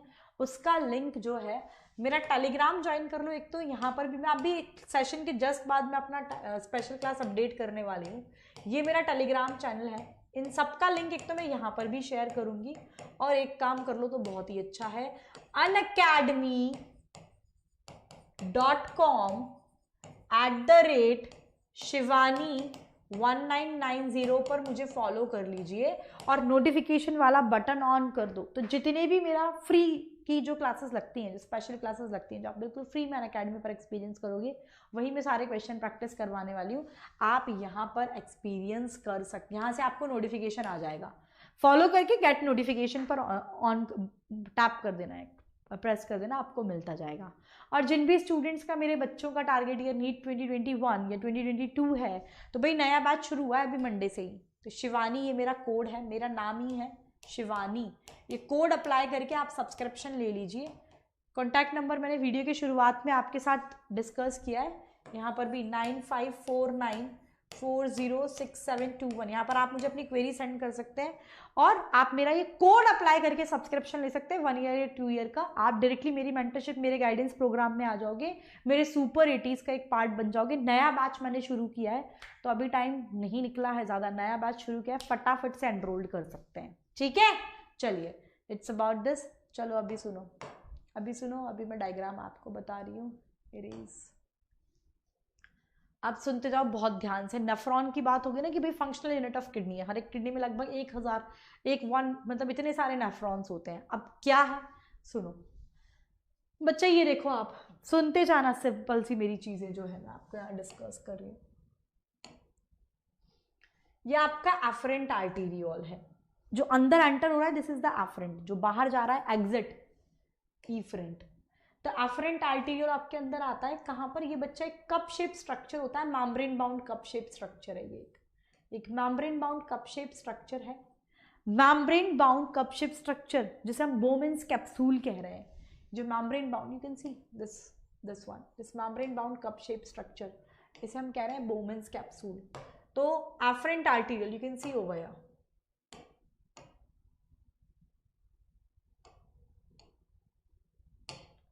मैंने आपको बताया ये एफरेंट आर्टीरियल आपके अंदर एंटर करता है इस membrane bound cup shape structure के अंदर। सुनते जाओ, फिर मैं जो एनसीईआरटी में लिखा है बता दूंगी, पहले डायग्राम से सुनेंगे। तो ये एफरेंट आर्टीरियल है क्योंकि एंटर कर रहा है, एग्जिट करता है इफरेंट, ठीक है। कहाँ पर एंटर हो रहा है, एक membrane bound cup shape structure है जिसे हम कह रहे हैं बोमेन्स कैप्सूल। तो this is the Bowman's capsule. ये बोमेन्स कैप्सूल में ये एफरेंट आर्टीरियल एंटर करके ना, इसे बहुत सारे ऐसे कॉइलिंग, एक कॉइल्ड स्ट्रक्चर बनाता है, इसे हम कहते हैं ग्लोमेरुलर टफ्ट। क्या कहते हैं, मतलब ऐसे टफ्ट लाइक स्ट्रक्चर, ऐसे कॉइल्ड हो जाता है। आप देखो यहाँ पर ऐसे कॉइलिंग हो रही है, टफ्ट का फॉर्मेशन, ऐसे कॉइलिंग ऐसे ऐसे ऐसे ऐसे घूम रहा है अंदर इसके afferent arteriole. You can clearly see in this particular diagram. तो एफरेंट आर्टीरियल बोमेन्स कैप्सूल में एंटर हुआ, फिर ये ऐसे ऐसे ऐसे कॉइल्ड स्ट्रक्चर बनाता है, ग्लोमेरुलर टफ्ट का फॉर्मेशन करता है। तो ये जो इसको हम ये ग्लोमेरुलस कहते हैं, ये ग्लोमेरुलस है। These glomerulus plus this Bowman's capsule, इसे हम माल्फीजियन कार्पस्कल और रीनल कार्पस्कल कहते हैं, इन दोनों को कंबाइंड भी आएगा। These glomerulus plus Bowman's capsule, इसे कहते हैं माल्फीजियन कार्पस्कल्स, ठीक है। अब क्या हो रहा है, ये आपका जो बोमेन्स कैप्सूल है ना बच्चा, ये आपका कंटिन्यू एक हाईली कॉइल्ड स्ट्रक्चर के अंदर कंटिन्यू होता है, जिसे हम कहते हैं this, you can see this is the highly coiled structure. ये बोमेन्स कैप्सूल इसी के अंदर कंटिन्यू हो रहा है। एफरेंट आर्टीरियल एंटर हुआ बोमेन्स कैप्सूल में, वहां पर से एक टफ्ट का, एक कॉइल्ड स्ट्रक्चर टफ्ट का फॉर्मेशन करता है, ग्लोमेरुलस कह दिया। Bowman's capsule plus glomerulus it is equals to the Malpighian corpuscles या फिर से हम रीनल कार्पस्कल्स भी कहते हैं। अब ये जो बोमेन्स कैप्सूल है ये आपका एक हाईली कॉइल्ड स्ट्रक्चर के अंदर कंटिन्यू होता है। इस highly coiled structure which is the continuation of Bowman's capsule, इसे हम कहते हैं proximal convoluted tubule, that is the PCT. और फाइनली ये प्रॉक्सिमल कॉन्वोल्यूटेड ट्यूब्यूल कंटिन्यू होता है लूप ऑफ हेनलेस के अंदर। दो टाइप है और लूप ऑफ हेनले के दो पार्ट है। एक तो है आपका जैसे कि ये देखो ये प्रॉक्सिमल कॉन्वोल्यूटेड ट्यूब्यूल है, अब इसके दो पार्ट हैं, एक तो ये ऐसे नीचे जा रहा है तो this is the descending limb of loop of Henle, और ये ऊपर जा रहा है that is the ascending limb of loop of Henley. तो पीसीटी जो है ये कंटिन्यू होता है लूप ऑफ हेनले के अंदर। इसके भी दो पार्ट, एक तो descending limb of loop of Henley, फिर आता है ascending limb of loop of Henley. फिर ये जो ascending limb of loop of Henle ये अगेन कंटिन्यू होता है हाईली कॉइल्ड स्ट्रक्चर के अंदर, जिसे हम कह रहे हैं, ये आपस से देखो ये कॉइल्ड स्ट्रक्चर के अंदर, ये कॉइलिंग दिख रही है ना बेटा आपको, कॉइल्ड स्ट्रक्चर के अंदर कंटिन्यू हो रहा है, जिसे हम कह रहे हैं डिस्टल कॉन्वोल्यूटेड ट्यूब्यूल। ध्यान से सुनते जाइएगा, इसे हमने क्या कह दिया बच्चा, डिस्टल कॉन्वोल्यूटेड ट्यूब्यूल। क्या क्या बताया फटाफट से, पीसीटी के क्या कैरेक्टर्स सारे डिटेल में डिस्कस होंगे बच्चा। अभी सिर्फ ये देखो, अभी हमने देखा कि सबसे पहला एफरेंट आर्टेरियोल थी, you can clearly see in this diagram, NCERT का डायग्राम है। ये एफरेंट आर्टेरियोल एंटर हुआ एक membrane bound cup shape structure के अंदर। इस membrane bound these it is this one, इस membrane bound cup shape structure को, इट वाज लाइक दिस ना, ये membrane bound cup shape structure, इसे हम क्या कहते हैं बेटा, इसे कह दिया बोमेन्स कैप्सूल। बोमेन्स कैप्सूल में आर्टरी ऐसे गोल गोल गोल गोल घूमती है, कॉइलिंग होती है, ग्लोमेरुलर टफ्ट्स का फॉर्मेशन कर दिए, ये दिस वन, ये कॉइलिंग, इसे कह दिया glomerulus. Glomerulus plus Bowman's capsule, इसे कहते हैं माल्फिजियन कार्पस्कल्स और द रीनल कार्पस्कल्स। ठीक है, अब ये जो बोमेन कैप्सूल है ये कंटिन्यू होता है, ये बोमेन्स कैप्सूल ये देखो कंटिन्यू हो रहा है, हाईली कॉइलिंग दिख रही है ना आपको, ये ऐसे कप शेप स्ट्रक्चर था, फिर इसके ऐसे कॉइलिंग हो रही है बेटा, यू कैन सी दिस तरीके से कॉइलिंग हो रही है, ये देखो ये कॉइलिंग हो रही है, ये इससे कॉइलिंग होती है। तो एक हाईली कॉइल्ड स्ट्रक्चर के अंदर कंटिन्यू होता है, जिसे हमने कह दिया PCT, that is the proximal convoluted tubule. फिर ये कंटिन्यू होता है आपका, ये देखो PCT continue loop of Henley के अंदर, इसके दो पार्ट है, एक तो नीचे जा रहा है, ये this is the descending limb of loop of Henle, ये ऊपर आ रहा है, this is the ascending limb of loop of Henley.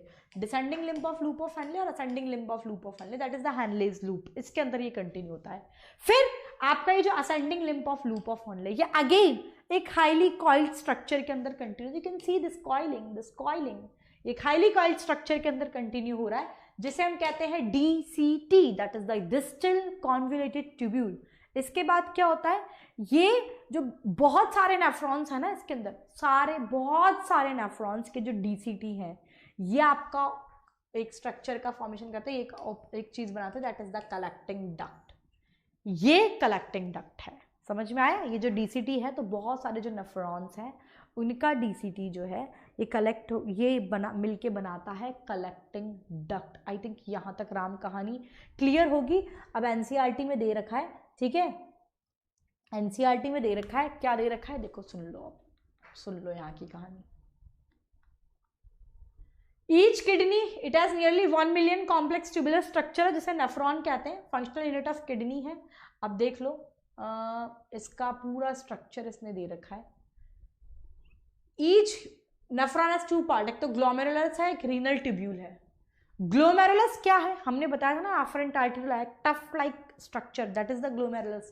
तो glomerulus it is a tuft of capillary, जो किसने बनाया, एफरेंट आर्टेरियोल। हमने वही तो देखा था बोमेन्स कैप्सूल में, कॉम्प्लेक्स है, डायग्राम से अब समझा दिया तो ये समझ में अच्छे से आ गया। Tuft of capillary afferent arteriole को, उसी को तो हम ग्लोमेरुलस कहते थे। It is a blood from the glomerulus, इसे मैंने एज इट इज मैंने बताया कि लेकर आता है एफरेंट आर्टेरियोल, लेकर एग्जिट कौन होता है, ये बाहर जो जाता है, this is the efferent arteriole. तो वही इसने लिखा है कि ये देखो, blood from the glomerulus carried away by the efferent arteriole, लाने का काम एफरेंट आर्टेरियोल करता है।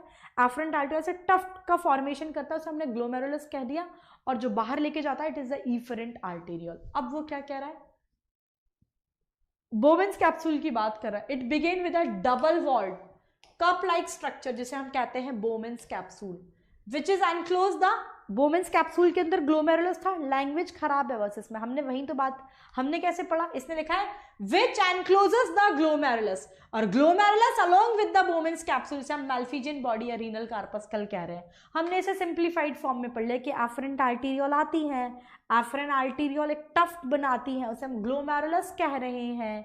और ये ग्लोमेरुलस एक्चुअली कहाँ पर है, तो एफरेंट आर्टीरियोल कहाँ एंटर हो रही थी, membrane bound, double membrane bound cup shape structure के अंदर, जिसे हम कहते थे बोमेंस कैप्सूल, वहां पर इसे ग्लोमेरुलस का जो टफ्ट है, ग्लोमेरुलस का जो टफ्ट है, ग्लोमेरुलस का जो टफ्ट होता है उसके अंदर, और Bowman's capsules as I already discussed along with the glomerulus, इसे हम कहते हैं मैल्फिजियन बॉडी या फिर कहिए renal corpuscle. Simplified form. Is it clear to everybody right now? Please let me know in the comment box and raise your thumb, guys. Raise your thumb if it is clear to everyone. NCERT थोड़ा typical language का इस्तेमाल करती है, but इसने जो language लिखी ये diagram में मैंने बहुत सिंप्लीफाइड फॉर्म में पढ़ाया कि एफरेंट आर्टीरियल अंदर आ रही है, कहाँ आ रही है, बोमेंस कैप्सूल में। बोमेंस कैप्सूल क्या एक्चुअली ये मेम्ब्रेन बाउंड एक कप शेप स्ट्रक्चर है, इसे बोमेंस कैप्सूल कह रहे हैं। एफरेंट आर्टीरियल आती है और इफरेंट बाहर निकलती है यहाँ से, तो ये आती है एफरेंट आर्टीरियल से घूम घूम के कॉइलिंग हो रही है एक टफ्ट लाइक स्ट्रक्चर का, ग्लोमेरुलस कह दिया उसे हमने, ग्लोमेरुलस कह दिया। तो बोमेंस कैप्सूल के अंदर ये ग्लोमेरुलस है, और glomerulus plus this बोमेंस capsule, glomerulus plus बोमेंस capsule, इसे हम कहते हैं मैल्फिजियन बॉडी या फिर कह दो रीनल कार्पस्कल्स। ये हो गया, ठीक है। तो यहां तक की राम कहानी क्लियर। अब वो बात करेंगे बोमेंस कैप्सूल का कॉन्टिन्यूएशन क्या था आपका था प्रॉक्सिमल कॉन्वोल्यूटेड ट्यूब्यूल के अंदर, ठीक है। The tubule continue further to form a highly network, वो Bowman's capsule continue highly network coiled structure बना रहा है जिसे हम कहते हैं PCT, that is the proximal convoluted tubule. फिर प्रॉक्सिमल, बच्चा आपने पिंस देखी है ना, एक हेयर पिन लाइक स्ट्रक्चर होता है, ऐसे ही तो होते हैं पिंस, आप पेपर्स अटैच करते हो ना, इस तरीके से होता है ना, इस तरीके से पिन, तो एक hairpin like shape structure बनाता, that is the Henle's loop which is the next part of the tubule, यानी कि उसका कॉन्टिन्यूएशन है। हैनलेज लूप के दो पार्ट बताया, that is the descending and ascending limb of loop of Henle. Ascending limb of loop of Henle continue वापस again एक highly coiled structure के अंदर, ascending limb continue another highly coiled tubular region जिसे हमने कह दिया था डिस्टल कॉन्वोल्यूटेड ट्यूब्यूल। फिर मैंने बताया था बहुत सारे नेफ्रॉन्स के जो डीसीटी हैं ये आपके ओपन होते हैं, मिलके बनाते हैं collecting duct. The DCT of many nephrons, बहुत सारे नेफ्रॉन्स के डिस्टल कॉन्वोल्यूटेड ट्यूब्यूल्स ये ओपन होते हैं एक स्ट्रेट ट्यूब लाइक स्ट्रक्चर में जिसे हमने कह दिया कलेक्टिंग डक्ट, इसे कलेक्टिंग डक्ट कह दिया। ये देखो ये एफरेंट आर्टीरियल आ रहा है, ये ऐसे ऐसे ऐसे टफ्ट लाइक स्ट्रक्चर बन रहा है जिसे हमने ग्लोमेरुलस कहा।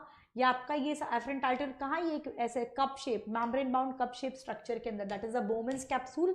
ये एफरेंट आर्टीरियल, इसका टफ्ट यानी कि ग्लोमेरुलस हो गया, और ये बाहर निकल रहा है, it is the efferent arterial, यानी कि एफरेंट आर्टीरियल का टफ्ट यानी कि हो गया ये ग्लोमेरुलस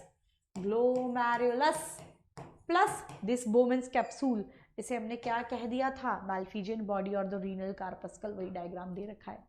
ये आपका पूरा का पूरा बोमेंस कैप्सूल है, ठीक है। और इसमें ये एफरेंट आर्टीरियल क्या है, ऐसे टफ्ट प्रेजेंट है जिसे हमने ग्लोमेरुलस कहते हैं, और ये बाहर निकल रहा है इफरेंट, तो glomerulus plus this बोमेंस capsule, this is the Malpighian body ना, ये हम डिस्कस कर चुके हैं। अब वो कहता है द मैल्फिजियन कार्प, अभी ये सुनो इसके बाद, the Malpighian corpuscles PCT and DCT of the nephron, ये कहाँ बच्चा आपका एक्चुअली इसके में एक है रीनल कॉर्टेक्स, एक है रीनल मेड्यूला। वो ये कह रहा है कि आपका लूप ऑफ हेनले का साइज की ज़्यादा बड़ा है या छोटा है, इस बेस पर भी दो कॉर्टिकल सेल्स हैं और मेडुलरी सेल्स हैं, क्या है मैं डिटेल में डिस्कस करूंगी। ये कह रहा है मैल्फिजियन कार्पस्कल्स क्या है, ये नाम अपन को क्लियर है, proximal convoluted tubule, distal convoluted tubule हमें क्लियर है। तो कह रहा है कि आपका Malpighian corpuscles, proximal convoluted tubule and the distal convoluted tubules जो है नेफ्रॉन के, they are situated in the cortical region of the kidney. ये तो कॉर्टिकल रीजन में प्रेजेंट होते हैं। कॉर्टिकल रीजन क्या, मैंने बताया ना, अगर आपका लूप ऑफ हेनले जो है ये छोटा है, whereas the loop of Henle dip into the medulla, deep into the medulla, loop of Henle जो है, whereas the loop of Henle it dips into the medulla. देखो क्या होता है, in majority of the nephrons majority of the nephrons में loop of Henle बहुत छोटा size होता है, तो फिर इसका एक्सटेंशन बहुत कम होगा, मतलब इसके अंदर कॉर्टेक्स रीजन तक ही रहेगा, तो इसे कॉर्टिकल सेल्स बोल दिया, और जो डीप में जाएगा वो मेडुला हो गया, बस this one the thing. Such nephrons are called cortical nephrons. Loop of Henle अगर शॉर्ट है तो बिल्कुल सुपरफिशियली रह जाएगा ना कॉर्टिकल साइड पर, तो कॉर्टिकल नेफ्रॉन कह दिया। बड़ा है तो ये अंदर तक जाएगा, ठीक है। In some of the nephron the loop of Henle is very long, अगर साइज बड़ा है तो it run deep into the medulla, बस। तो the nephrons are called the juxtamedullary nephron. तो ऐसे नेफ्रॉन्स को हम कहते हैं जक्स्टा मेडुलरी नेफ्रॉन। एक तरह की कॉर्टिकल नेफ्रॉन है, एक जक्स्टा मेडुलरी नेफ्रॉन है। किस चीज पर डिपेंड करता है? लूप ऑफ हेनले के साइज पर। अगर छोटा है तो कॉर्टिकल, बड़ा है तो जक्स्टा मेडुलरी, क्योंकि फिर वो डीप तक जाता है। दैट वाज द थिंग, ठीक है। अब वो सुनो, अब वासा रेक्टा के बारे में बता रहा है क्या हो रहा है। द इफरेंट आर्टीरियल इमर्ज, ये देखो आप डायग्राम देखो, डायग्राम पे आ जाओ।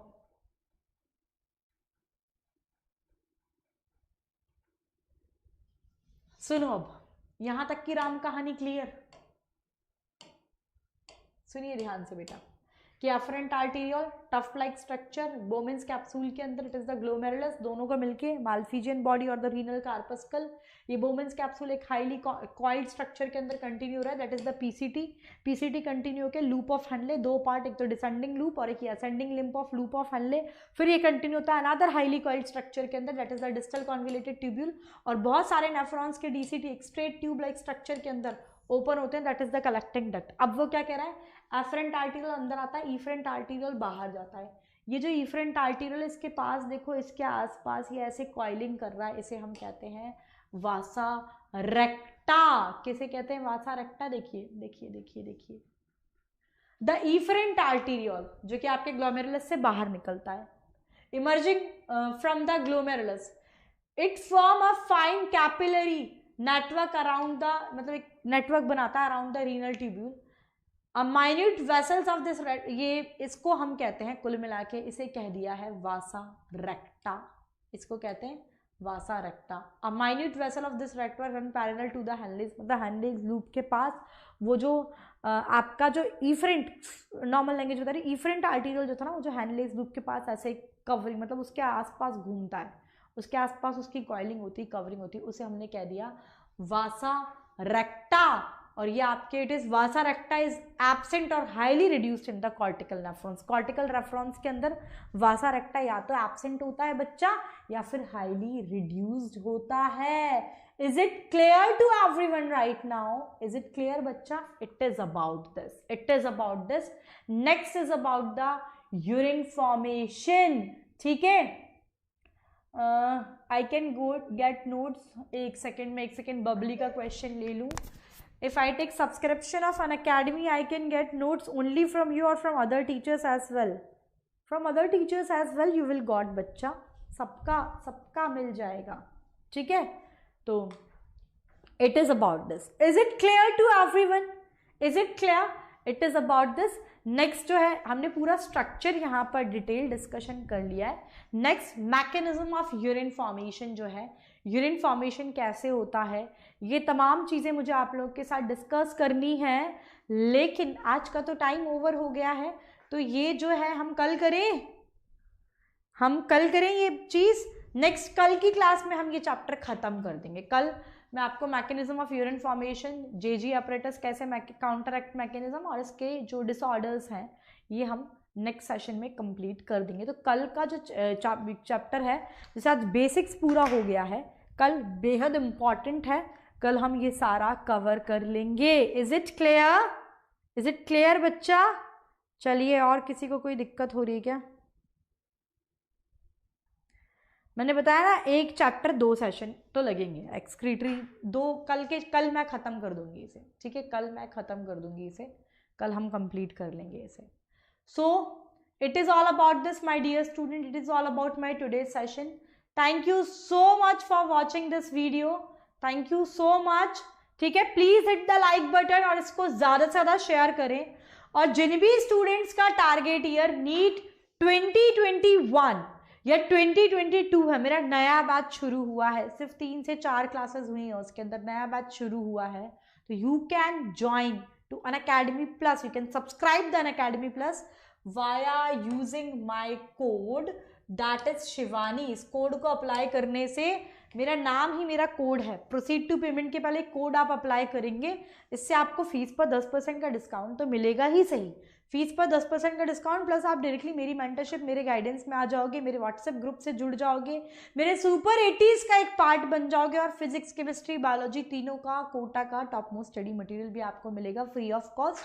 तो आपको उसका लेकिन स्क्रीनशॉट लेना ज़रूरी है, और स्क्रीनशॉट 9549406721 मेरे इस दिए गए कॉन्टैक्ट नंबर पर आप सेंड कर देंगे, ठीक है।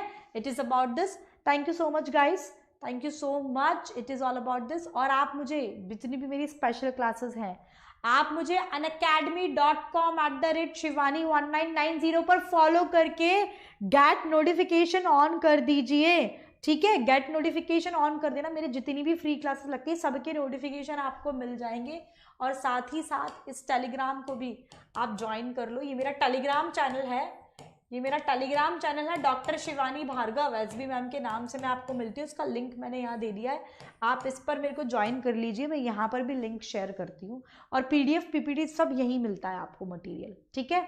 तो आप ये टेलीग्राम मेरा ज्वाइन कर लेंगे, unacademy.com पर मेरे को फॉलो करके यहाँ पर गेट नोटिफिकेशन कर देंगे, ठीक है। मैं आज ही पब्लिश कर रही हूँ, मैं आज इसके बाद यही बनाने वाली हूँ, तो आपको क्लियर हो जाएगा, ठीक है। ठीक है बच्चा, तो ये है, चलिए। It is all about this. Excretion के बाद कौन सा चैप्टर जो आप कह दो, ह्यूमन रिप्रोडक्शन लेकर आऊं, या फिर स्केलेटल सिस्टम लेकर आऊं, सर्कुलेटरी लेकर आऊं, नर्वस लेकर आऊं, जो भी तुम बोलोगे, मैं पूरा human physiology, human reproduction, reproductive health, ये सीरीज चलाऊंगी अभी सबसे पहले, ठीक है। It is all about this. Thank you so much guys, comment box में डाल देना नेक्स्ट जो भी चाहिए। Thank you so much guys, bye bye everyone, कल फिर मिलेंगे, ठीक है।